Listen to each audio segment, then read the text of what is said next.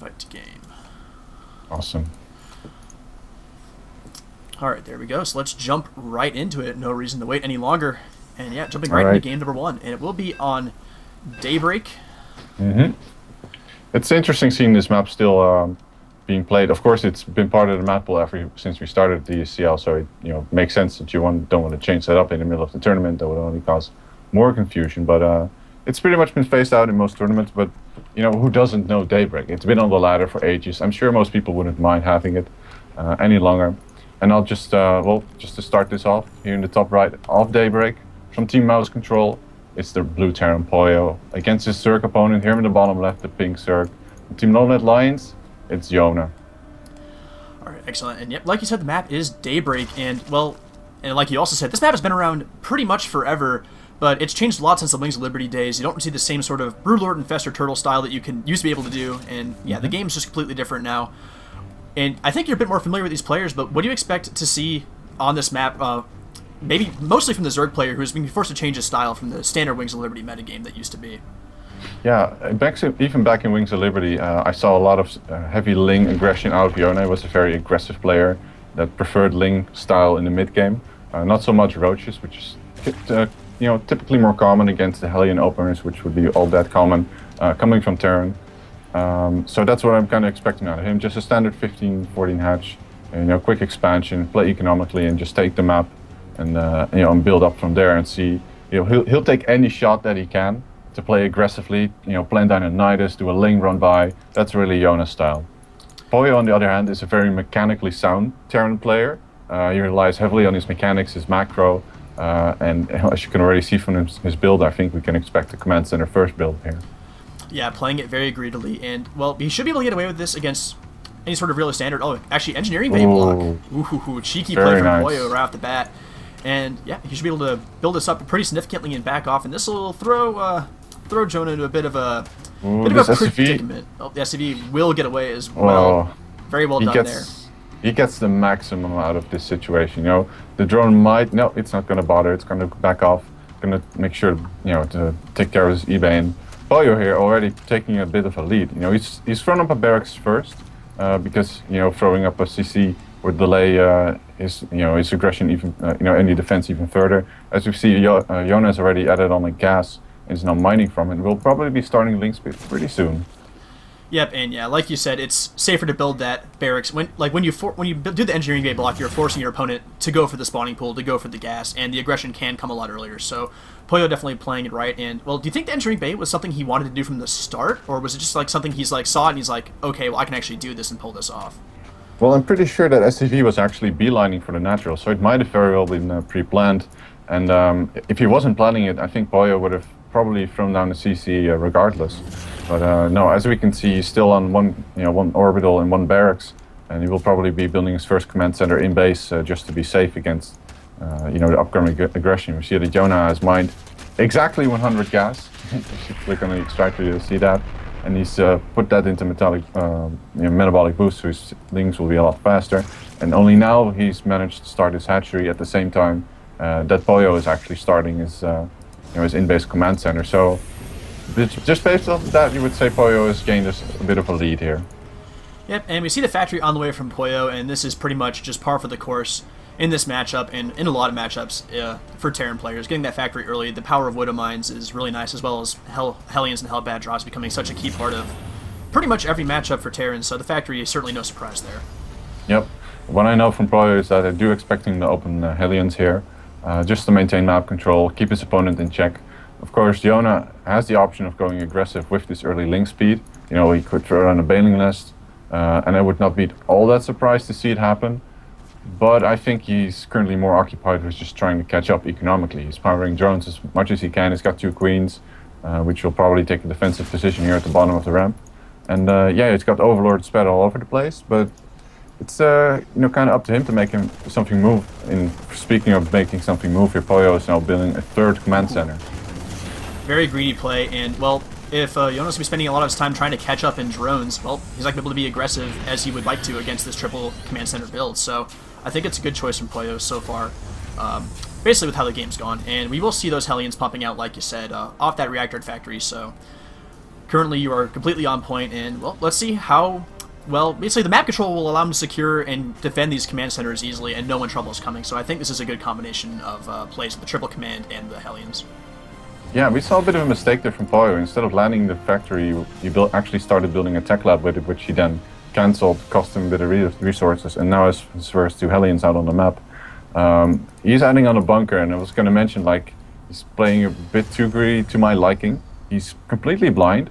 You know, if you look at his vision, you see he doesn't know a whole lot except that the hatchery has gone up, and then his opponent has started, well, has most likely started link speed because those links, they had link speed.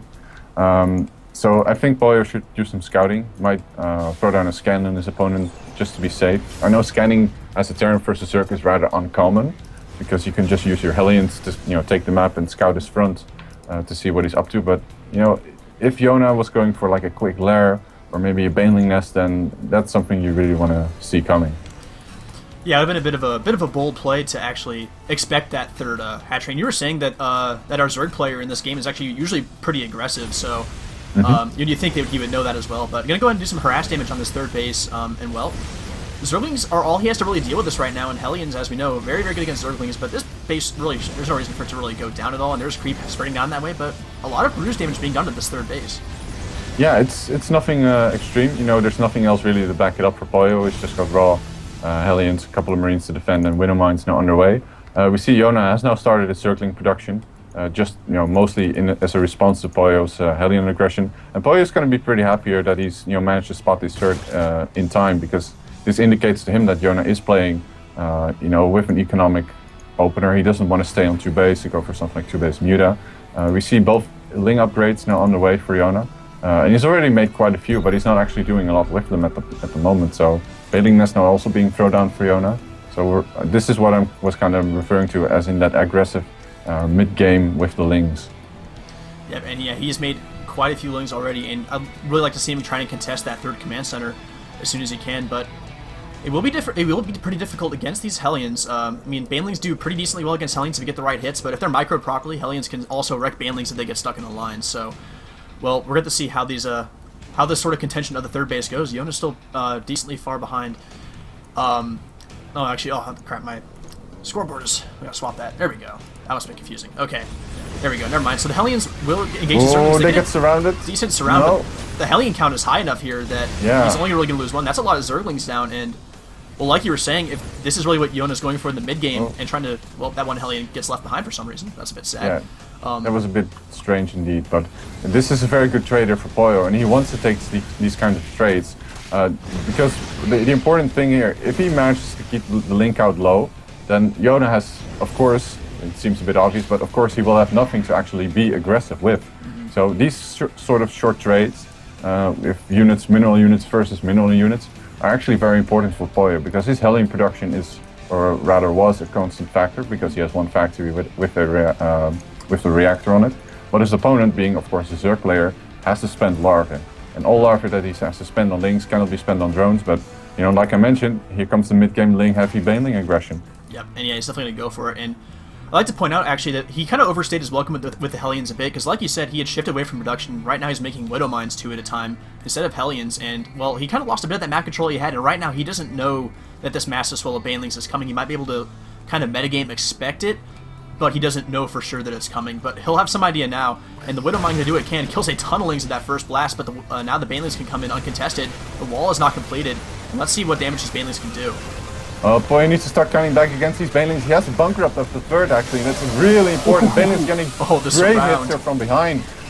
Starting to repair the bunker, but it's kept taken down by the Banelings like it's nothing, and PoYo losing a lot of Marines and lots of SCVs here in this engagement. Yeah, at the same time, Jona did lose pretty much his entire army, and the rest of it will get cleaned up, but he did a significant amount of worker damage in the meantime. 15 workers killed. Does not get the command center. Hurts a little bit, but that's no real significant damage. But killing a lot of workers for sure. But he also traded a very significant army for that, and that was a lot of gas and Banelings as well, even though he did kill the army, which is kind of nice. Yeah, keep in mind, of course, that PoYo is on 3 orbital command, so his SCV production is, you know, pretty damn steep. I think PoYo was aware that this was going to show up, because he was already building a wall off at the third. He had a bunker there, so he was definitely anticipating this style from Jona. I'm not sure if they were ever on the same team. I know PoYo transferred from Lone Alliance to Mouse Control, and Yona joined LoL Alliance at a certain point, but I don't think they ever exactly shared the same team. And PoYo now has a Wolof up at his third. Gonna lose. Oh, Mudomine misses, kind of whiffs there, misses the Banelings, but you see Yona already backing off again, and PoYo taking a supply lead. Yeah, now that that wall is actually secured, I mean, it's going to take a lot of Banelings to bust through that in the first place, and also we see Yona shifting into Mutalisks. The Spire is almost done, and he basically can't afford to really waste these Banelings. Kind of use them defensively, make sure he's okay for the time being, and then switch that gas into Mutalisks, because he won't be able to afford to make more Banelings if he's trying to make those Mutalisks at the same time. I'm surprised he's actually going for Mutalisks, because he is only on 3 bases. He's starting his 4th, and it's already finished the moment I mentioned that. But usually, as you can see at the production tab, Yona is ahead in upgrades when compared to his opponent PoYo, and PoYo's army is mostly Widowmine Marine based. Switching into Ultralisks would be probably a far better choice, because of course the Mutas give you a lot of mobility, and Daybreak is a rather large map. But Ultralisks in this composition with heavy upgraded Ling Banelings are so strong, and it looks like PoYo is intending to hit a 2-2 timing here, but his army has been slightly reduced, of course, by the earlier engagements. Yeah, and I feel like seeing the Terran on a pretty safe 3 bases, as we see a bit of a poke back and forth, drawing back into the Widow Mines. Seeing these on a safe 3 bases, you can get a pretty scary army in a short amount of time and can push across the map like this. And Mutalisks just aren't the best defensive unit, but we do see them coming in for the defense now. And here they do roll in. Here we go. Widow Mines are pretty much all disabled. Ooh, some good hits in the Banelings though, but still there's so many Banelings left over that these Marines really don't have a chance in the world. And the Mutas should be able to clean up whatever's left. And there's nothing. Yeah. To be fair, the Mutas didn't add a whole lot to this fight. They did clean up the medevacts, so that's a pretty big loss for PoYo, even though he only had 3 of those. But at this point, as you can see, PoYo is just powering his army through and through, and his goal is not to necessarily win at every fight, but to get cost-efficient engagement. He did not lose his Widow Mines, and those are all back up here once again with a charge. And Mutas flying in on these, gets 1 hit off. That was really good hit right there. Yeah, but not... Go for it. Sorry, and one thing is, like I was saying, he spent a lot of gas on this Mutalisks, and right now the Baneling defense isn't quite there. Like, that was that first big round of Banelings, and now he's trying to morph in some desperately. I think he made 8 or 9 down here defensively, but it was really the Banelings that allowed him to take out these Marines and force them to run back. But now, not going to be quite as many Banelings, and more times he's able to kind of take these cost-effective trades like you were talking about. He should be able to engage. Banelings actually blowing up on a Widow Mine is not something you want to happen. No. The other Banelings, yeah, once again, these Widow Mines getting hits, actually doing a lot of damage to the Marines as well. Is Yona going to go in for the fight? Looks like he is, but PoYo has already 3 split and takes a very cost-efficient fight at this point. It looks like Yona is not actually getting his 3-3 upgrades yet. Does he have a hive? No, he doesn't have a hive at this point. So once PoYo hits 3-3, these Marines are going to be so incredibly powerful against the composition of Yona.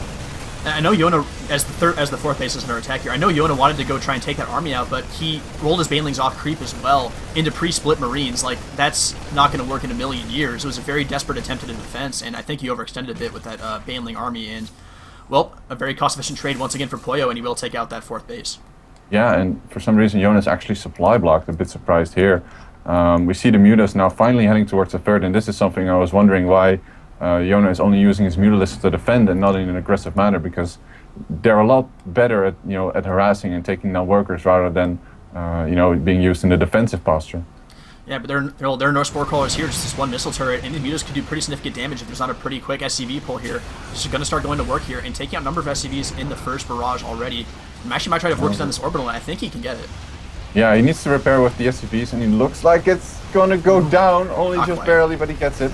And that's a very nice sniper by Yona. Once again, this aggressiveness from Zerg really paying off, and it gives him quite a bit of air to breathe. He's getting his hive up finally, and now he's using his these links once again to establish an army. And I think Yona might want to try and break the 4th here. Oh, actually drop here at the 3rd, doing a lot of damage for PoYo. Yep, just 1 medevac doing a fair bit of damage, and will force the Lings to react to it, and, well, it'll force a lot of Banelings. Oh, this Marine, it's almost unkillable. It speaks around. Okay, there the Mutas come in to clean this up, and now that PoYo knows that the Mutas are all the way in the back, he can actually move forward on the creep, get a nice pre-split going, get a couple of Widow Mines burrowed in, and try to take a good engagement here. While you were keeping an eye on the drop, actually, we saw PoYo lose a lot of Marines to just straight up Banelings, kind of running right into them, not even attempting to split at all on the bottom on creep. A bit of a misengagement there, may have been focusing on that drop, but he lost a lot of Marines that were heading in. He actually had twice the number he has right now on the bottom side of the map, and that really limited his ability to get aggressive there, and Yona stays safe a bit longer. But PoYo still maintains his supply lead, is on 3 bases, even with that his previous third being taken out, is rebuilding that command center, so it will be 4 base to 4 base, and that's really not where Zerg wants to be. Something seems to be... Muta's coming in once again, and the main command center is going to get taken out here. Yeah, really a good use of Mutalisk here by Yona. He has the mobility, he has pressure now on his opponent, whereas PoYo was first the one to have pressure, focus down on Yona, allowing him to take, pretty much do whatever he wanted, get those drops off. And this game is somewhat stabilized, but I do feel that PoYo right now has the superior army composition, but we do finally see the Ultralisk Cavern here coming up for Yona. Yeah, and that'll be pretty darn good. I mean, this is just pure Marine Ball. There's no Marauder backup at all, and PoYo won't really know that this Ultralisk switch is particularly coming. He's seen Mutas, might think maybe Broodlord's on the way or something like that, since the Spire is already completed, but no, it will be those Ultralisks. And Adrenal Gland Zerglings are also decently good against Marines on their own with Baneling support. This is actually a very, very good anti-Marine army that's being put together by Yona. Yeah, smartly for Yona, he's decided to put the Ultralisk Cavern in the natural, or close to the natural, between the natural and third. So the drop from PoYo in the main, which just happened, doesn't do that much damage. It seems like PoYo is once again moving forward though. I don't see any... okay, there's one Overseer on the map for Yona, but it's all the way back in the main. So he has no option to spot these Widow Mines, which are with the Marine Ball of PoYo currently. Mutalisk now in the third, also taking down a lot of SCVs, doing a ton of economic damage. Is this going to force PoYo to defend or both attack? Well, looks like he's going to do both. Yep, gonna bring down his recently created Marines, and that they withstand. They should be able to force these Mutas away. Does manage to save the third base, so does get that. But a lot of SCVs did die there. But PoYo continues to push forward. But the Ultras are done now, and here they come. Baneling's on the way as well, and the Marines need to be very careful. Some caught out of position. Ultras kind of going in by themselves. 2 get immediately picked off by these Stim Marines, but now the rest of the units get here. But the Widow Mine is doing what damage they can, but they're all now deactivated. We need to see that Overseer come over here so we can take these out. Yeah, he kind of does, and PoYo really happy to run for his life with his Marines here before they get surrounded and killed off by the Banelings. Needs to keep moving back. Okay, he's reinforced his army, but he needs to split more appropriately. Baneling's still getting really good connections off, and the Mutalisk are just adding more damage to this fight. I think the planetary is going to help a lot, and it's being repaired like hell. But the Ultralisks, are they out damaging it? No, the Mutalisk are taking out the SCP, so he cannot repair, and this planetary will fall. Very well done there by Yona, and that, I mean, we were just saying, he managed to work his way to the composition that he really, really wanted. Oh, big Widow Mine hit, but I mean, all the Mutas, they still have the DPS even when they're at half health. And they do clean up the rest of those Marines and the medevacs, and well, PoYo seemed like in such a good position all game, but the constant Muta harass and then just taking a great engagement with the Banelings and the Ultralisks, and Yona finds himself 60 supply ahead. Yeah, it's very important for Yona though that he doesn't overextend. It's very tempting to camp your opponent's production in situations like that.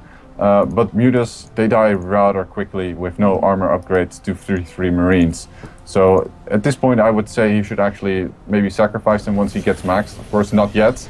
And once again PoYo here being bullied back by the Zerg army, having to borrow his Widow Mines. Still no Overseer in place actually. Yeah, these Widow Mines have just been past this entire time. And well, this might be a bit of... Well, the Ultralisk here doesn't look like so much of an overextension anymore, and the Mutas are pretty decent health now. SCV is getting cleaved up, and, well, I mean, PoYo just has no economy to fall back on, and this is looking like it might be the end of game number 1 here. Yeah, he will clean this Zerg army up at this point, even though the Ultras are quite effective against the heavy Marine composition of PoYo, but, the worker stab really tells the story. Only 28 left for PoYo. His third is almost mined out, his natural is almost dry, and his main is as good as is. It looks like Yona once again gonna, camp his opponent's bases, and GG from PoYo.